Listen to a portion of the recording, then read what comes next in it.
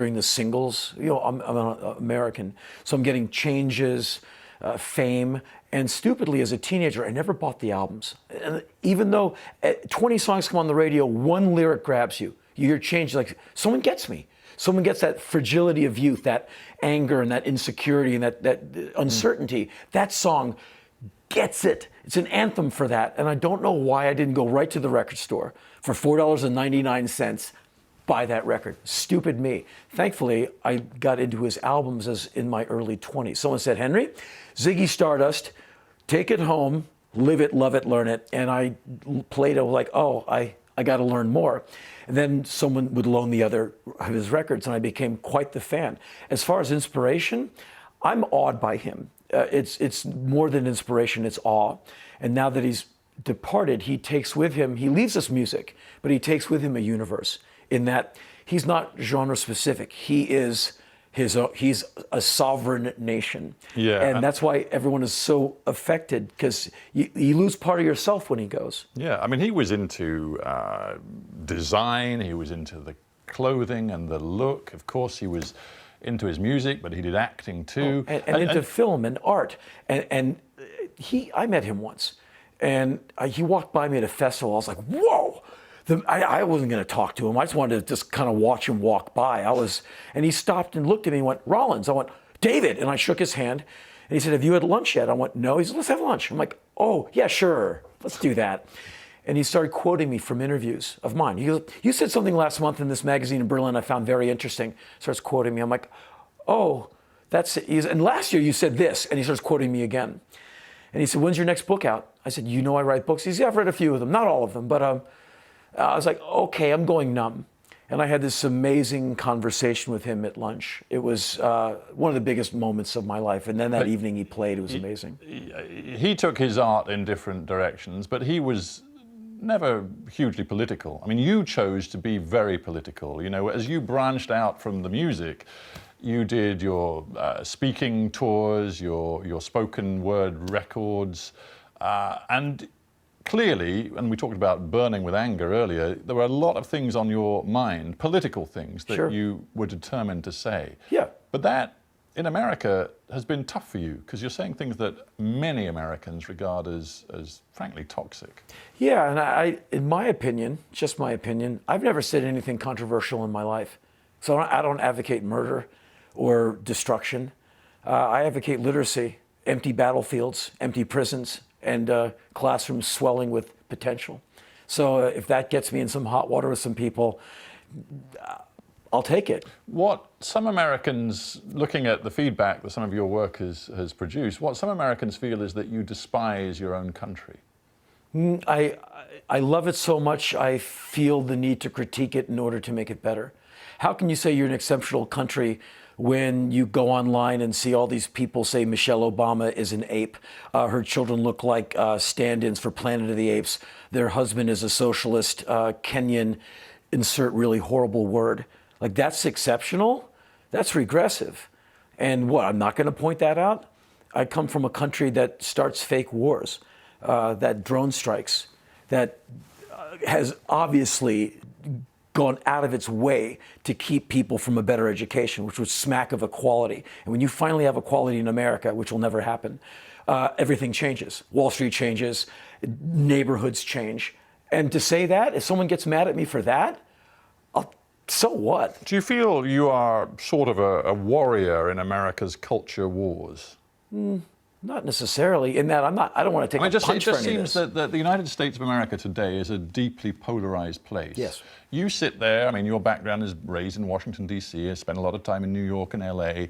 You're a coastal American, a metropolitan American. Yes. And I just, I wonder, when you talk in the way that you just have to me, how that goes down in what do they call it, flyover America, Sure. Middle America, Yep. those towns, villages, communities where, frankly, you sound like an alien. Yeah, some people say there's a bullet waiting for you next time you come to St. Louis. I've gotten that kind of email. Oh yeah. I don't think I'm advocating anything except what the Constitution is meting out and all But those. I guess what I'm getting at is whether, and you go on tour a lot, you take your show on tour, you do one-man spoken word tours and what have you. Do you feel it's important to reach out to those Americans who come from a very different sort of intellectual, cultural tradition. Do you want to build bridges or do you want to burn bridges? Oh no, build. Well, Absolutely. how do you do that?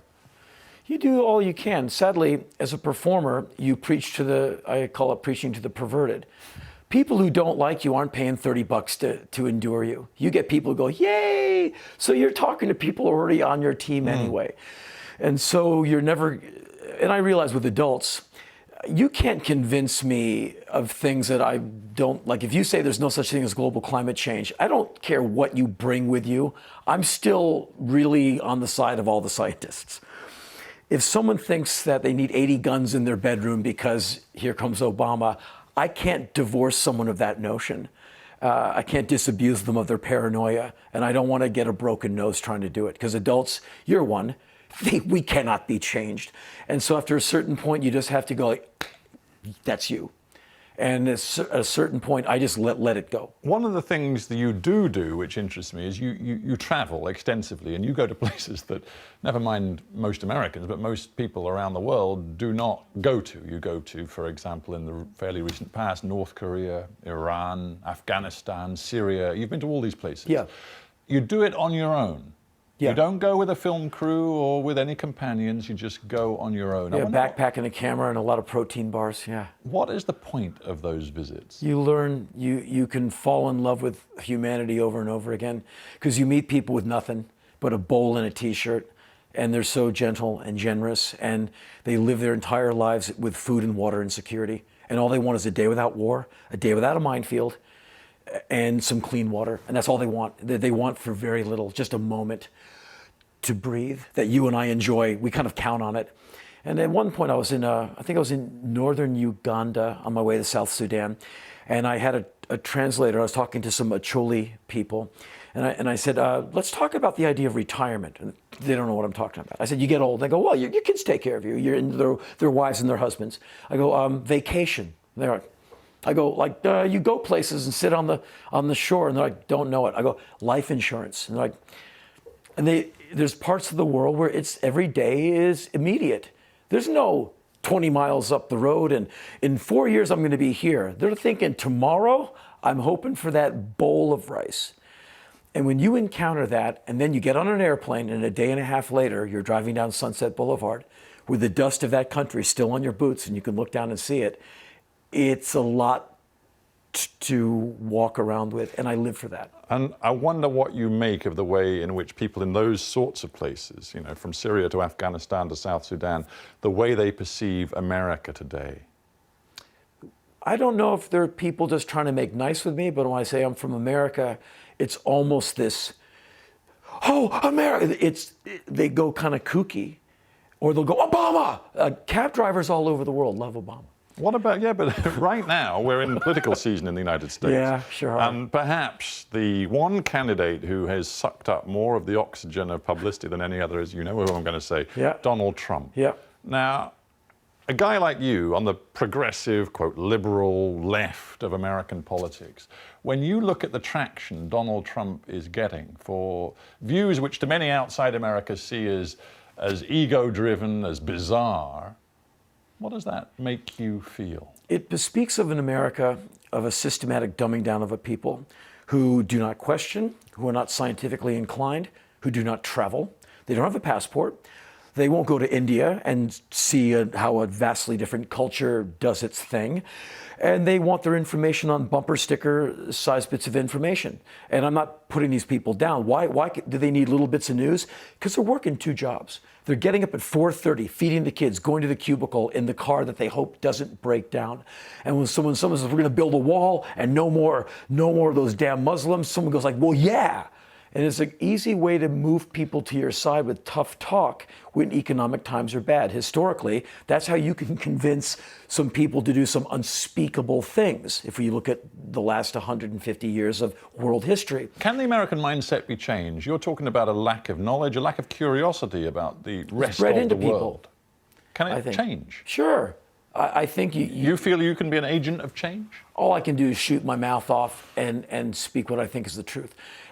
Just my personal opinion, if America really wanted to, if you put the money that you put into defense and put it into education, in about 100 years, you might have less crime, more middle-class mobility, because more people would have an option. They would have more intellect, more stuff in there, and maybe there'd be some options. I was raised with an option. I'm a white male, raised middle class. The nature of the color of my skin and my gender in America, sadly, opens doors for me. Shouldn't be that way. It should be, I should be judged on what I do, but that's not how it works. I want to end just with, if I may, some personal reflection. You're pretty extraordinary because although from the punk rock to the one-man shows to the travel in the world, you're constantly mixing with the public. You're putting yourself on show to a certain extent. You've described yourself as a deeply solitary person. You've said you'd be quite happy touring pretty much all the time because you wouldn't be beholden to anyone except yourself. You don't want the kids, the partner back home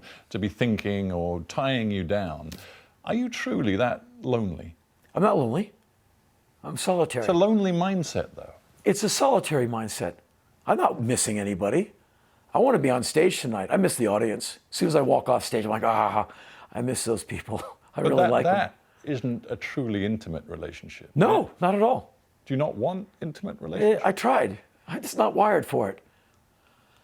Like, yeah, I've been with gals and I've really been into them and they were momentarily into me. You know, they're like, not so much.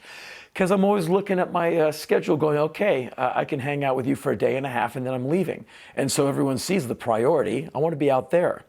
And so I was lonely in my 20s. I was way more analog when I was, you'd have a girlfriend, you'd write her a letter. And I'm 55. I just want to go and do stuff. I want to work very vigorously, travel hard, and have a crazy itinerary that demands that I get up at 8:40 and do this and don't be late and prep for this thing that I'm really not that good at doing, but I signed up for it anyway. Keeps the blood thin. So that's the life I lead. It's eventful, but there's things I go without. Like, I don't go home to anybody. Most of the friendships I have, or the relationships, I pay either a commission or a salary to these people. I like them, I respect them, and hopefully they like and respect me.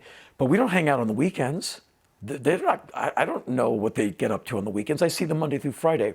Or unless it's the road manager, we're glued together for the next year. I think you're probably the most self-contained guest I've ever had on this show. I don't know what else to do. This is how I am. And you know, you're not 22 anymore. We adults, we know, you find out who you are. And that's, I guess, who I am. Henry Rollins, it has been a pleasure having you on Hard Talk. Thank you very much indeed. Thank you. Thanks a lot. Thank you.